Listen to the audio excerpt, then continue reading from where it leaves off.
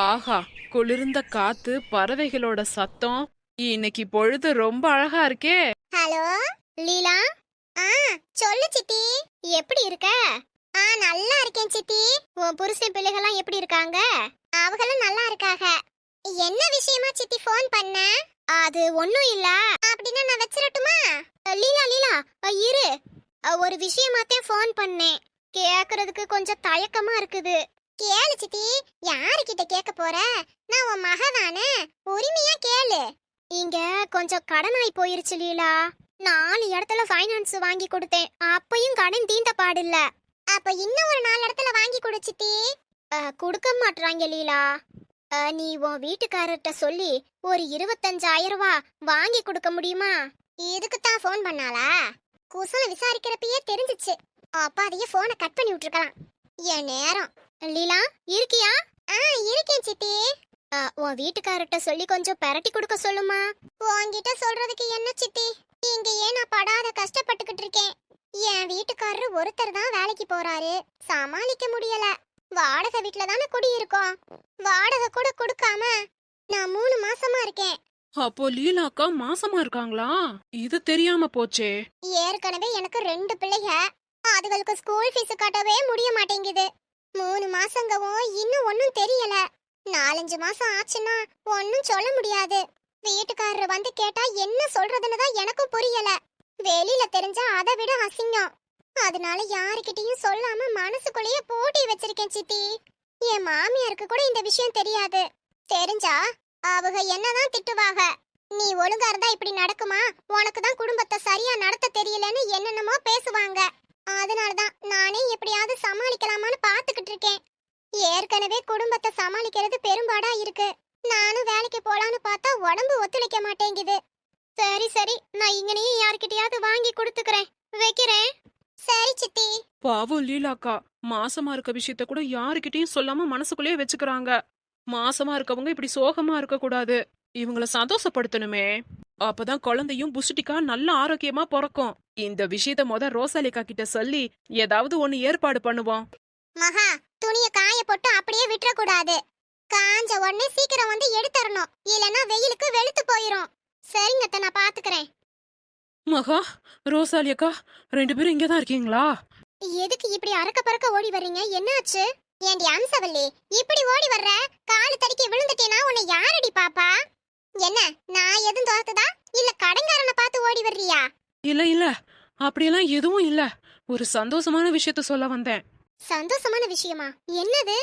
லீலா அக்கா வீட்ல ஒரு சந்தோஷமான விஷயம் நடந்திருக்கு. ஏண்டி, வந்ததுல இருந்து சந்தோஷமான விஷயம்ங்கற, அது என்ன விஷயம்னு சொல்லுடி.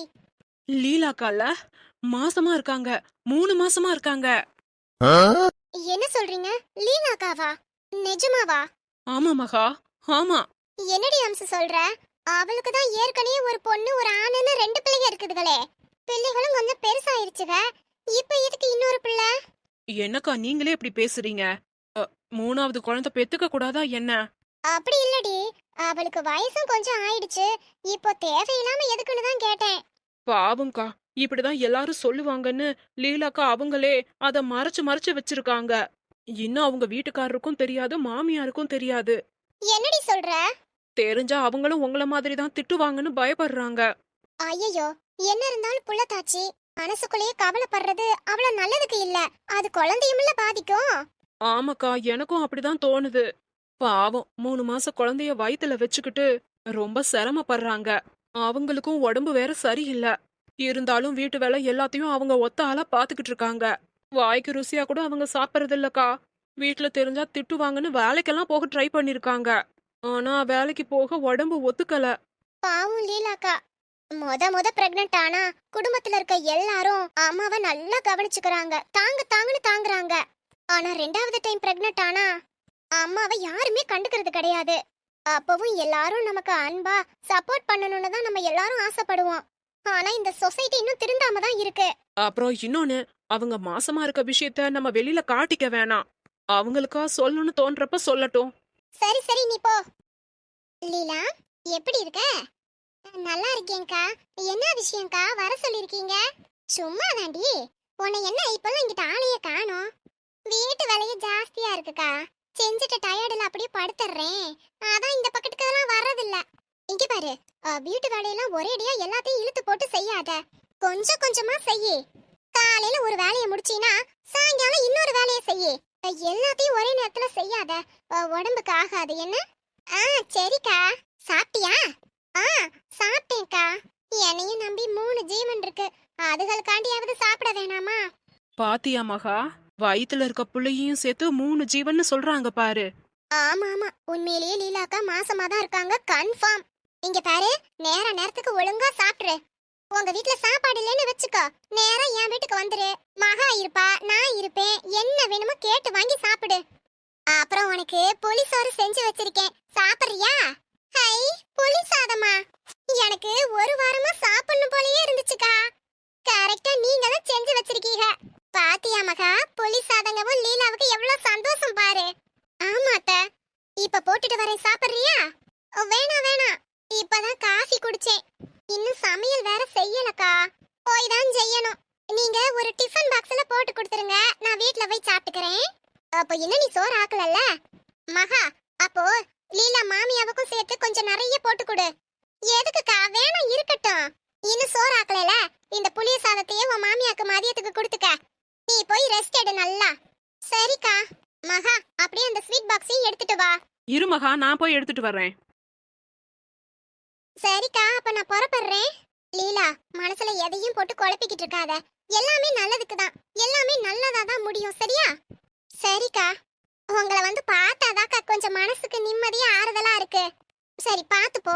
கொடை எதுவும் வேணுமா? வெயில் ஓவரா இருக்கே. இல்லக்கா, பக்கத்துக்கு தானே, நானே போய்க்குவேன். அம்சவல்லி, நீயும் போய் லீலாவை வீட்ல விட்டுட்டு வா. சரிக்கா. லீலாக்கா பாவம் அத்த. கட்டுன புருஷன்கிட்ட கூட தான் பிரெக்னெண்டா இருக்க விஷயத்த சொல்ல முடியாம தவிக்கிறாங்க. இந்த தவிப்பு எந்த பொண்ணுக்கும் வரக்கூடாது. ஆமாடி. 2 months later. என்ன ரோசாலி அக்கா, எதுக்கு இப்போ அவசரமா வர சொன்னீங்க? அது வந்து அம்சவல்லி, நாளைக்கு லீலாவுக்கு வளகாப்பு பண்ணலாம்னு இருக்கேன். 5வது மாச வளகாப்பு. என்னக்கா சொல்றீங்க? ஆனா இன்னும் லீலாக்கா இத பத்தி யார்கிட்டயுமே சொல்லலையே. அவங்க குடும்பத்துக்கிட்ட கூட இத பத்தி இன்னும் சொல்லல. லீலாவை விட்டா அவ 10 மாசம் வரைக்கும் யாருக்கிட்டயும் சொல்லாம வாயை பொத்திக்கிட்டே தான் இருப்பா. ஏற்கனவே 5 மாசம் ஓடி போயிருச்சு. இன்னும் 4-5 மாசம் ஆனா புள்ள எப்போ வேணா பிறக்கலாம். ஆனா இந்த விஷயம் அவங்க குடும்பத்துக்கு தெரிஞ்சா என்ன பண்ணுவாங்க? வெட்டியா போட்டுற போறாங்க. 2 நாள் திட்டுவாங்க, 1 வாரம் மூஞ்ச காமிப்பாங்க. அப்புறம் எல்லாம் சரியாயிரும்டி. என்ன மகா நான் சொல்றது? ஆமா அத்த, நாளைக்கு நம்ம வீட்லயே வளகாப்பு வைப்போம். அவங்க வீட்டுக்காரரு மாமியார்லாம் இங்க வர வைப்போம். நம்மளே இந்த விஷயத்த அவங்க ஃபேமிலி கிட்ட சொல்லுவோம். லீலாவுக்கு துணையா இருந்து அவளுக்கு சப்போர்ட் பண்ணுவோம். அவ சொல்ல தயங்குறா, நம்மளாவது சொல்லுவோம். அவங்க குடும்பத்துக்கு புரிய வைப்போம்.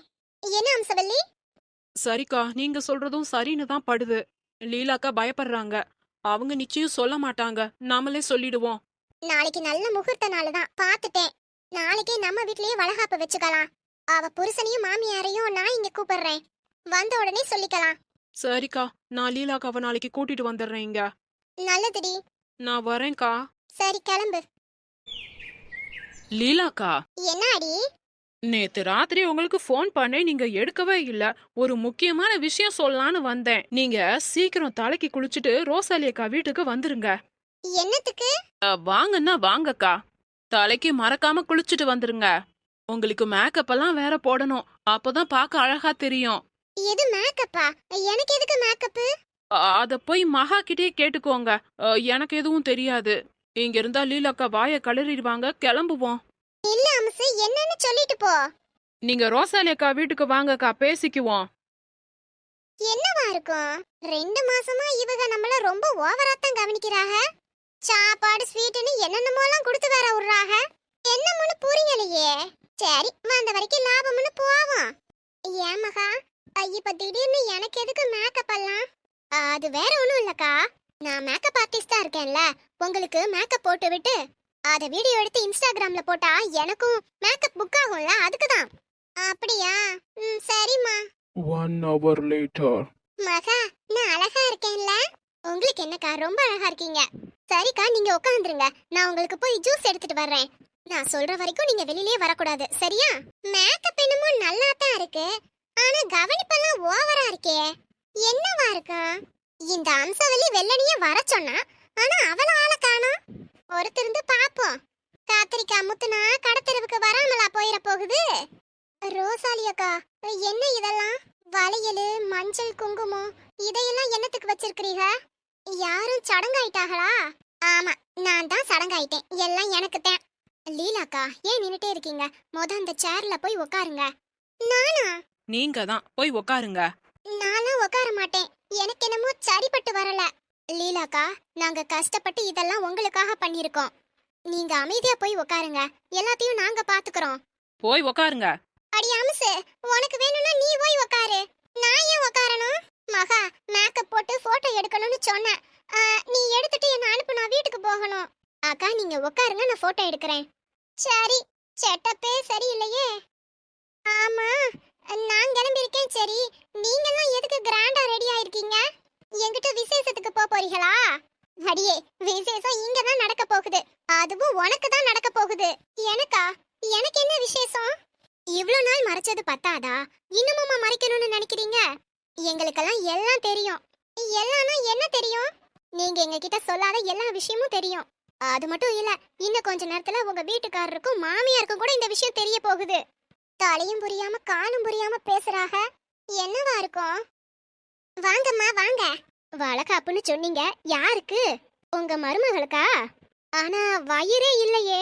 வளகாப்பு ஏன் மருமகளுக்கு இல்ல, உங்க மருமகளுக்கு. என்ன லீலா, மாசமா இருக்கியாமே? எனக்கு தெரியாம எப்படி? தெரியலங்க. நீ இப்படி வாடா.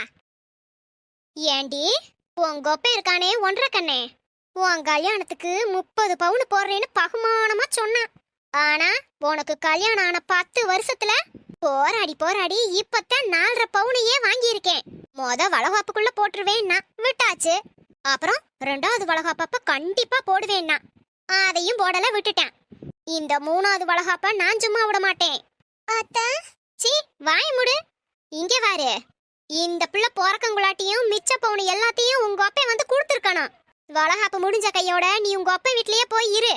குழந்தை பிறந்ததும் நகையோட வீட்டுக்கு வா போதும். என்ன இப்படி பேசுறீங்க? ஒரு புள்ள தாச்சிக்கிட்ட இப்படியா பேசுவீங்க? மனசாட்சியோட பேசுங்கம்மா. இவ இதுக்கு பயந்துதான் 5 மாசம் வரைக்கும் தான் கர்ப்பமா இருக்கோங்கிற விஷயத்தையே சொல்லாம இருந்தா. இங்க பாருடி, நகையோட தான் நீ வீட்டுக்கு வரணும், இல்லேனா வரவே கூடாது.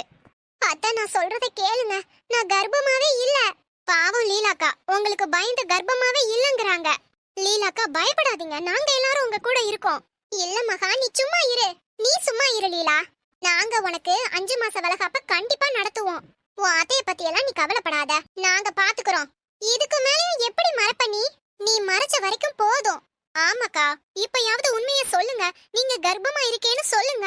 ரோசாலி அக்கா, நான் கர்ப்பமா இருக்கேன்னு உங்ககிட்ட யாரு சொன்னது? யாரு சொன்னா என்ன லீலா? மகா, நீ சொல்லுமா, யார் இந்த விஷயத்தை உன்கிட்ட சொன்னது? அக்கா, தயவு செஞ்சு சொல்லுமா. அம்சவல்லி அக்கா தான் சொன்னாங்க. அம்சவல்லி, நீதானா? இந்த பிரச்சனைக்கெல்லாம் காரணம் நீதானா? ஆமாக்கா, நான் தான். ஏண்டி அம்சு, நான் மாசமா இருக்கேன்னு உன்கிட்ட எப்ப சொன்னேன்? நீங்க தான் என்கிட்ட சொல்லவே இல்லையே. நான் சொல்லலைனா நான் மாசமா இருக்க விஷயத்த நீ எப்படி கண்டுபிடிச்ச? 2 மாசத்துக்கு முன்னாடி நீங்க உங்க சித்தி கிட்ட ரோட்ல நின்னு பேசிக்கிட்டு இருந்தீங்களே, ஞாபகம் இருக்கா? ஆமா. அப்போ என்ன பேசுனீங்கன்னு ஞாபகம் இருக்கா? நல்லாத்தான் ஞாபகம் இருக்குது. இப்போ அதுக்கு என்ன?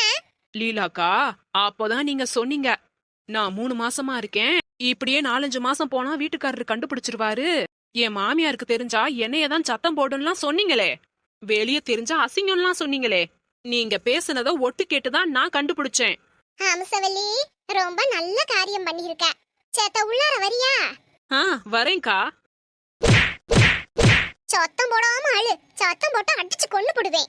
லீலாக்கா, என்னது? அவங்க நல்லதானே பண்ணாங்க, எதுக்கு அடிக்கிறீங்க? ஆமாடி.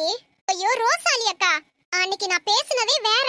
என் சித்தி இல்ல, என்கிட்ட பணம் கேட்டுச்சு. அதனால எப்படியாவது சமாளிக்கணுமேனு நான் வாடகை வீட்ல வாடகை கொடுக்காம 3 மாசமா இருக்கேன். 4-5 மாசம் ஆனா வீட்டுக்காரரு, அதாவது வீட்டோட வீட்டுக்காரருக்கு தெரிஞ்சிரும்னு பேசிக்கிட்டு இருந்தேன். மாமியாருக்கு தெரிஞ்சா குடும்பத்தை நிர்வாகம் பண்ண தெரியலன்னு திட்டுவாங்கன்னு நான் அந்த அர்த்தத்துல சொன்னேன். நான் சொன்னதை தப்பா புரிஞ்சுக்கிட்டு எம்பிட்டு பெரிய காரியத்தை பண்ணிருக்கா. என்னடி சொல்ற? அப்ப நீ மாசமா இல்லையா? இல்லக்கா, 2 பிள்ளை பெத்த எனக்கு 3வது பிள்ளை பெக்க தெரியாதா என்ன? பொய். நீங்க பொய் சொல்றீங்க. இவங்க பேச்ச யாரும் நம்பாதீங்க. லீலாக்கா, நீங்க பொய் சொன்னாலும் உங்க வயிறு காட்டி கொடுத்துருச்சு பாருங்க. உங்க வயித்த பார்த்தாலே தெரியுதே. அடியே, இது தொப்படி. தொப்ப முன்னாடி கொஞ்சம் தொங்கி போகவும் வளகாப்பு பண்ணுவியோ? இப்படியே விட்டா 10 மாசம் கழிச்சு என்ன வலுக்கட்டாயமா ஆஸ்பத்திரிக்கு இழுத்துட்டு போய் வயித்த கிழிச்சு என் குடல் குந்தாணியெல்லாம் உருவிடுவ போல. இந்த அம்சவலி ஒரு ஆளுன்னு இவ பேச்ச நம்பி விசாரிக்காம இந்த ஏற்பாடெல்லாம் பண்ணிட்டோமே, எங்களை மன்னிச்சிரு லீலா. இருக்கட்டுக்கா, இனிமேட்டாவது இந்த தருதல பேச்ச நம்பாதீங்க. ஐயோ, ஒரு தடவை நம்பினதே போதும். இனிமேட்டு அம்சவல்லி அக்கா உண்மையவே சொன்னாலும் நான் நம்ப மாட்டேன். அடச்ச, 3வது குழந்தைய வச்சு வரதட்சணையை வாங்கலாம்னு நினைச்சேன். இது வெறும் தொப்பதானா? ச்சே. இவ மொவாரிக்கு சேலை ஒண்ணுதான் கேடு. கொட்டிக்கிட்டு நிக்கிறா பாரு. ஆளு மூஞ்சியும் பாரு. அடி அம்சவல்லி, என் வீட்டு பக்கம் மட்டும் வர்ற வேலை வச்சுக்கிட்ட கால்ல உடைச்சு கையில கொடுத்துருவேன், ஜாக்கிரதை. ஏண்டி அம்சவல்லி, ஒட்டு கேட்டதே தப்பு. இதுல ஒழுங்கா கேட்காம இவ்ளோ அக்கப்போர் பண்ணிட்டியே. இதெல்லாம் ரொம்ப தப்புக்கா. ஒரு தடவைக்கு 2 தடவை நீங்க விசாரிச்சுட்டு வந்து சொல்லிருக்கணும். நல்ல வேலை அம்சு, நான் வாக்கிங் எல்லாம் போய் கொஞ்சம் தொப்பைய குறைச்சிட்டேன். இல்லனா நீ எனக்கும் வளகாப்பு பண்ணிருப்பல்ல. ஆனா ஒண்ணு, தொப்பை வச்சிருக்கவளுக்கு வளகாப்பு ஏற்பாடு பண்ண குடும்பம் நம்மளோடதுதான். வெளியில சொன்னாலே வெக்க கேடு. ச்சே, உன் பேச்ச போய் நம்பணும் பாரு, என்ன சொல்லணும். நல்ல வேலை, நம்ம குடும்பத்துக்குள்ளேயே முடிச்சுக்கலான்னு லீலா குடும்பத்தை மட்டும் கூப்பிட்டேன். நம்ம ஏரியால இருக்க எல்லாத்தையும் கூப்பிட்டுருந்தேன்னு வச்சுக்கோ, மானக்கேடு ஆயிருக்கும். ஓடி, இனிமேட்டாவது வயசுக்கு ஏத்த மாதிரி ஒழுங்கா நடந்துக்கோ.